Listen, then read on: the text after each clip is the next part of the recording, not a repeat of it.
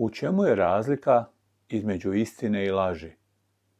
Laž je privlačena na prvi pogled.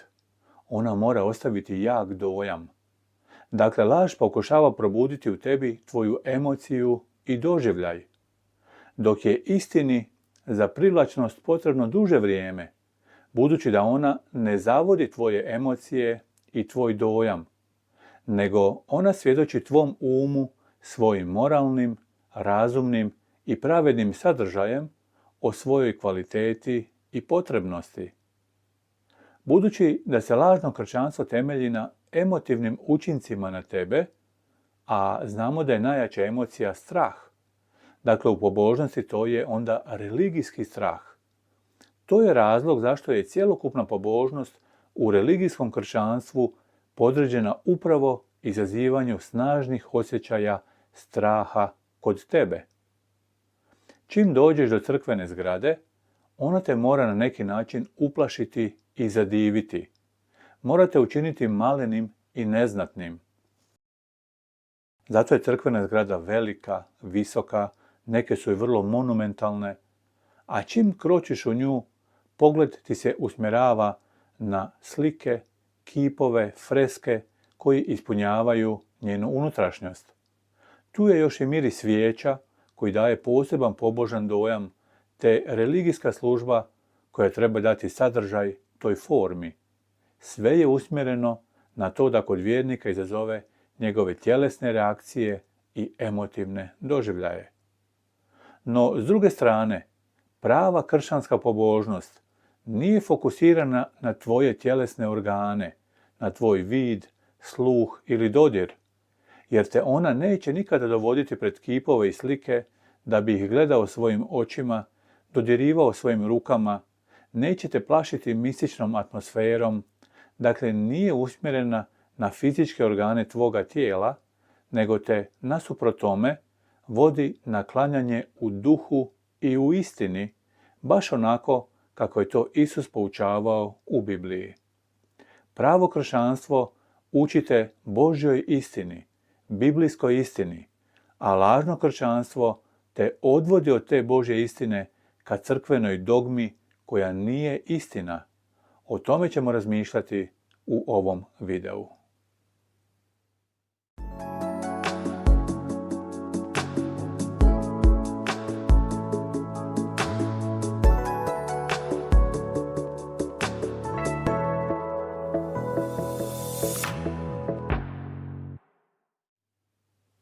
Srdačan pozdrav, moje ime je Tihomir Uranić, a naslov ovog videa glasi Pravo kršćanstvo te uči Božjoj istini, a lažno kršćanstvo te udaljava od Božje istine.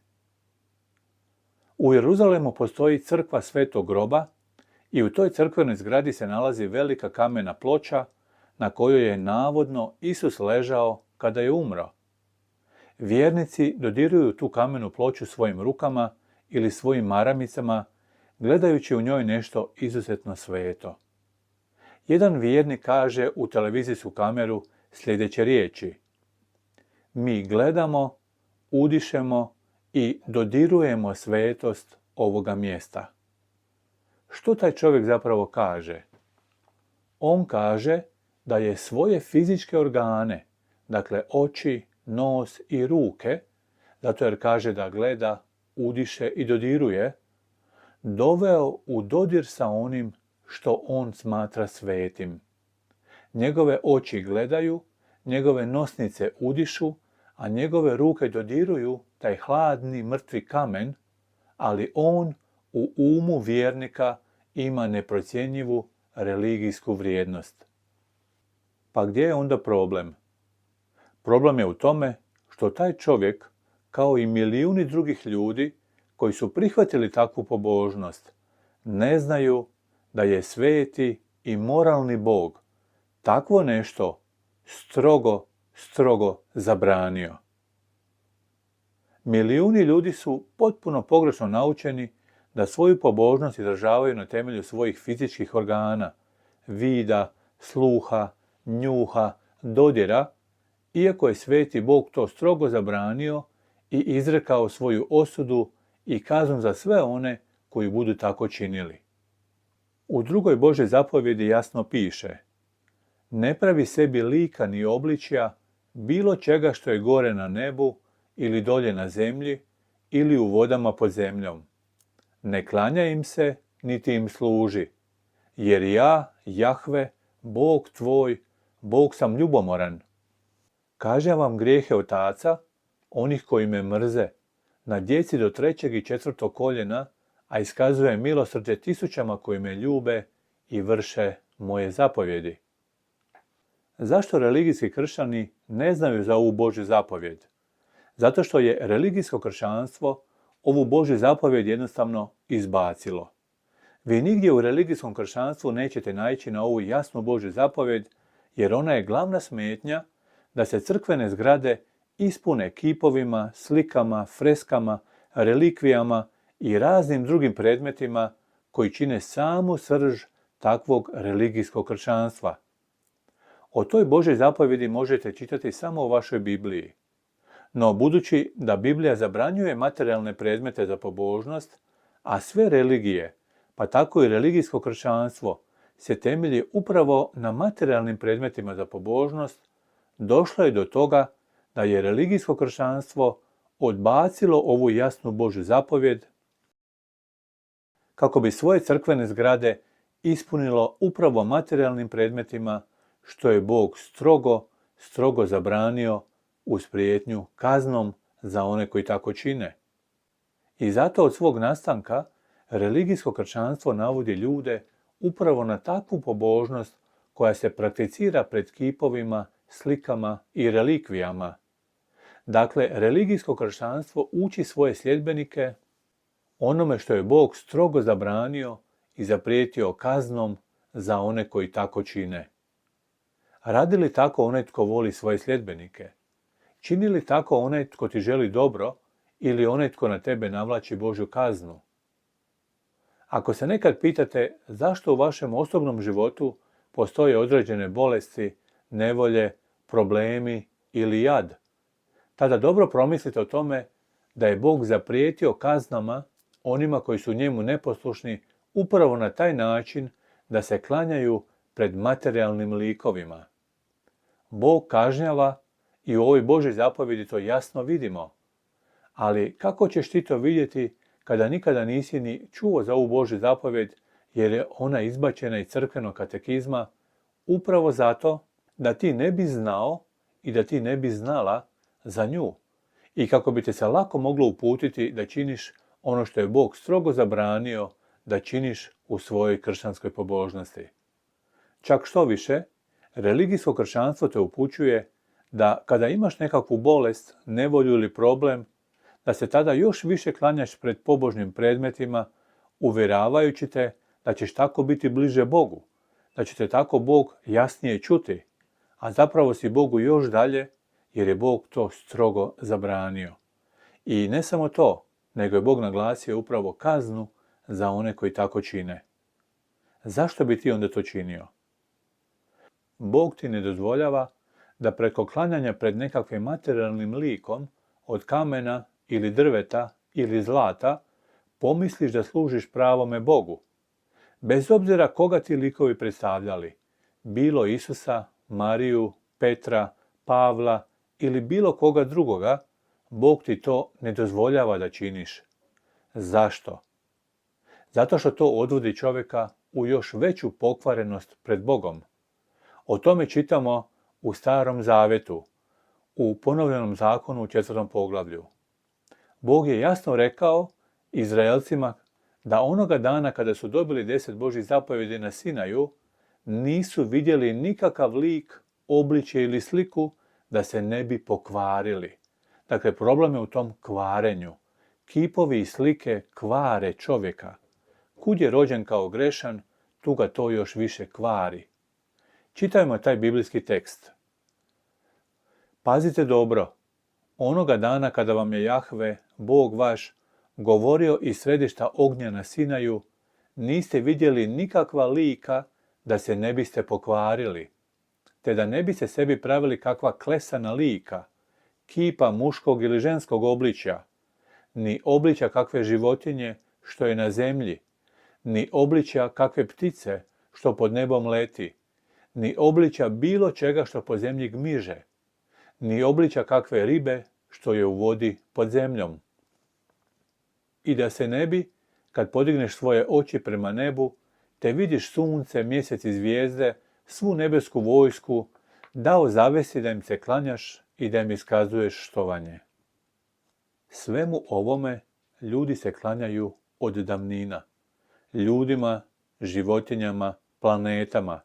Sve to obožavaju ljudi i zato su u Bibliji nazvani poganima. Ali zašto religijski kršćani to isto čine, klanjajući se pred kipovima i slikama Isusa, Marije, Petra, Pavla i drugih apostola? U svoju obranu reći će da pogani obožavaju prirodu, ali da oni obožavaju samo Isusa, samo Mariju i samo svece, dakle kršćanske likove. Međutim, Bog je bio potpuno jasan. On ne dozvoljava čovjeku koji želi pripadati njemu kao pravome Bogu, ne dozvoljava da izradi nikakav lik, nikakav kip muškog ili ženskog obličja, a to jasno uključuje i lik Isusa, Marije, Petra, Pavla i bilo kojeg drugog čovjeka, muškarca ili žene. Bog se ne poigrava s nama. On naređuje, jer on zna da to izaziva kvarenje kod čovjeka. Kud je čovjek već rođen kao grešan, tu se još više kvari kroz svoju nedozvoljenu pobožnost. Dakle, materijalni predmeti, poput kršćanskih slika i kipova, kvare čovjeka, jer ga navode da se klanja pred likovima grešnih ljudi, Marije, Petra, Pavla. Oni nisu Bog, oni nisu bogovi.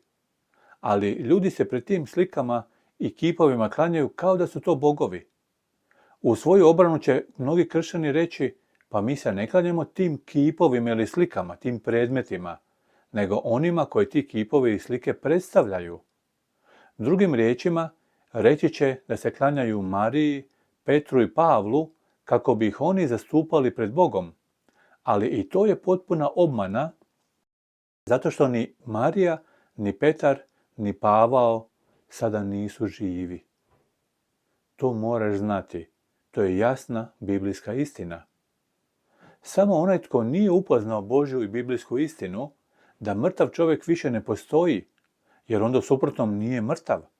Samo takav čovjek može povjerovati u ovu laž da su oni sada živi, da oni sada mogu čuti tvoje molitve koje upućuješ njima i da ti oni mogu onda pomoći i zagovarati te pred Bogom. To u Bibliji ne postoji. To nema veze sa Biblijom.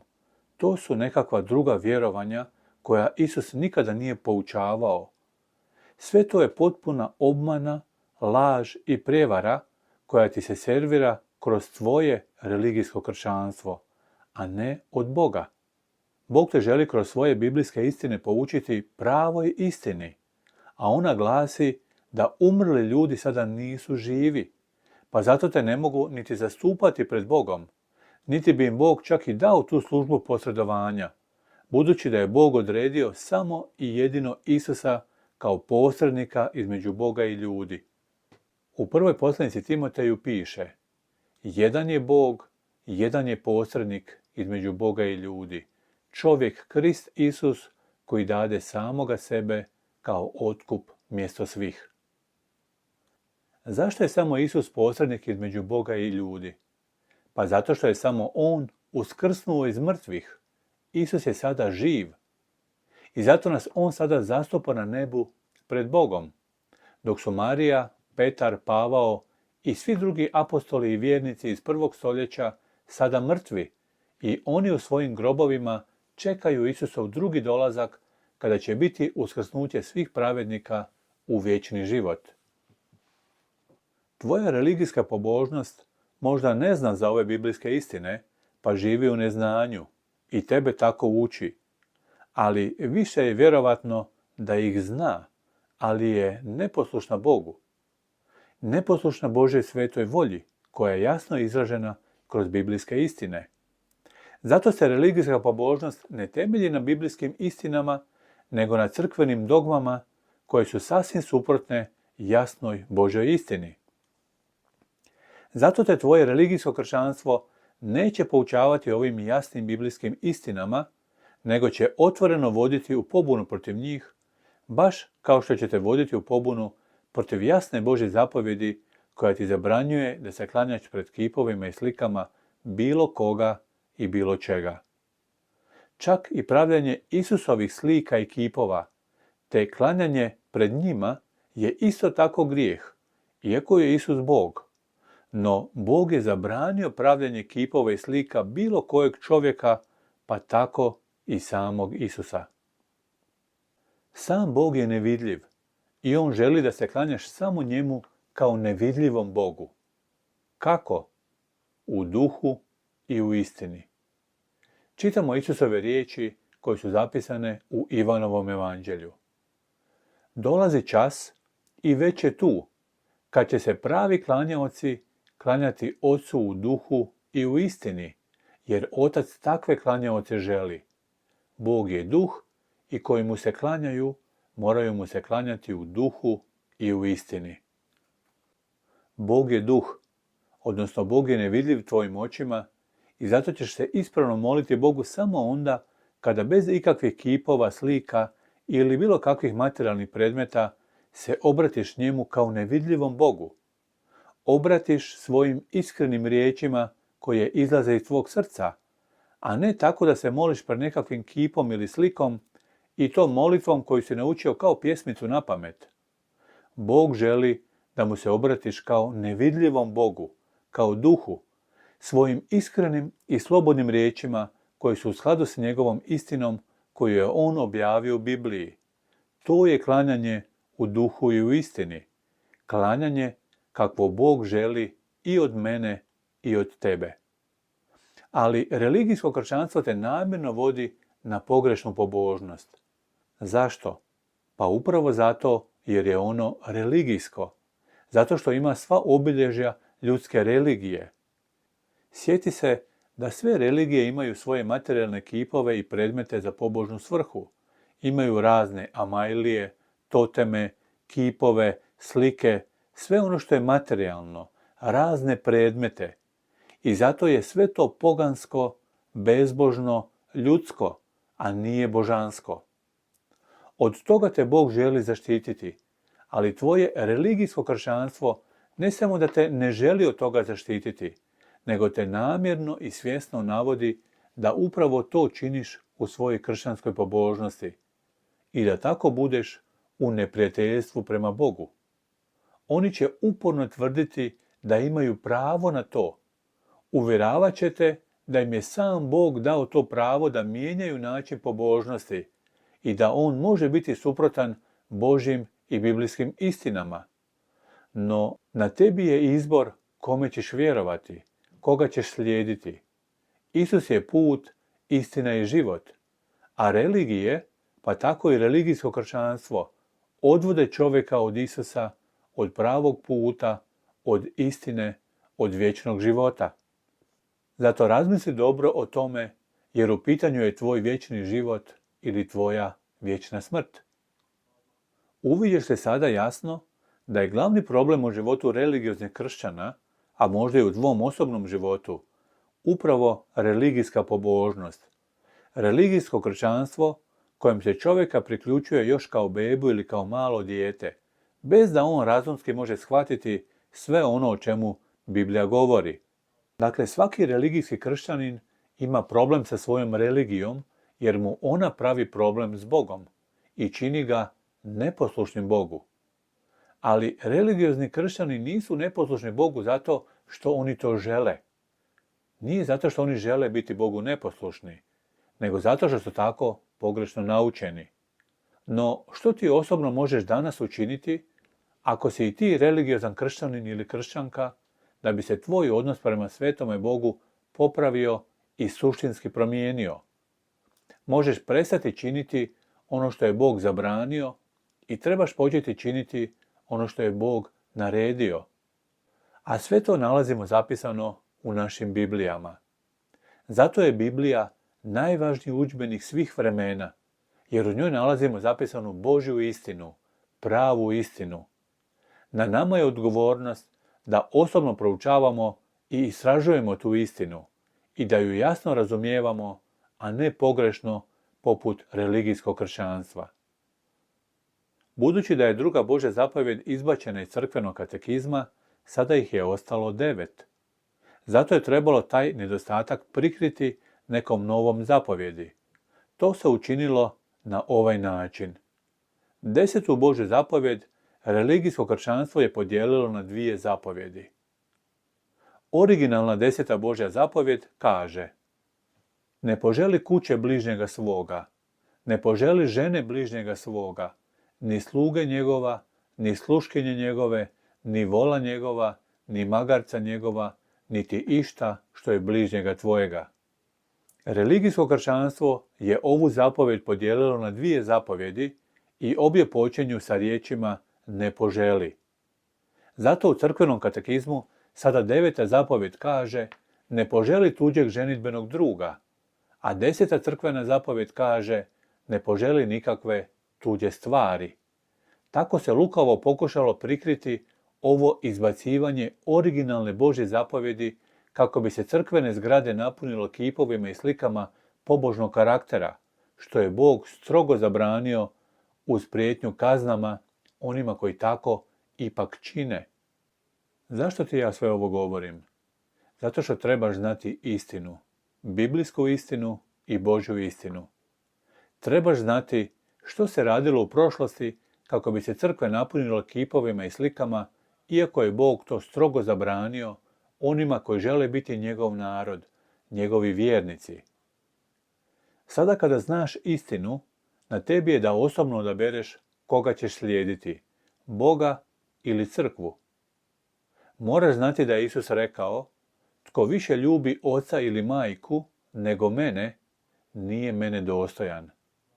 Isto tako možemo zaključiti da onaj tko više voli svoju religiju, svoju crkvenu organizaciju, nego što voli Isusa, taj nije dostojan Isusa. Nije dostojan spasenja i Isus ga neće priznati pred svojim Ocem na Božjem sudu.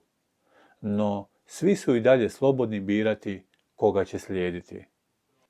Bog je živi Bog, nevidljivi Bog, i njemu ne trebaju, pa zato ni tebi ne trebaju, nikakvi kipovi, slike, predmeti da bi se ti njemu obratio.